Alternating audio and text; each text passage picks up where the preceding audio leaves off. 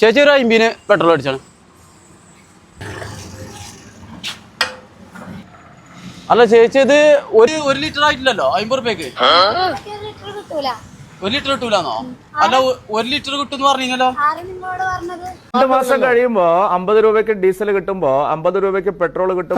നമ്മളെ സുരേന്ദ്രൻ പറഞ്ഞല്ലോ 1 ലിറ്റർ കിട്ടുന്നു. ഇവിടെ കിട്ടൂല.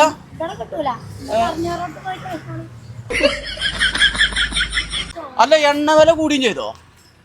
എത്ര കൂടി? 3 രൂപ 27 പൈസ കൂടിയോ? ജസ്മിനെ എണ്ണ വില കൂടിയാലോ? അല്ല അപ്പൊ അതിനെതിരെ പ്രതിഷേധമൊന്നുമില്ലേ?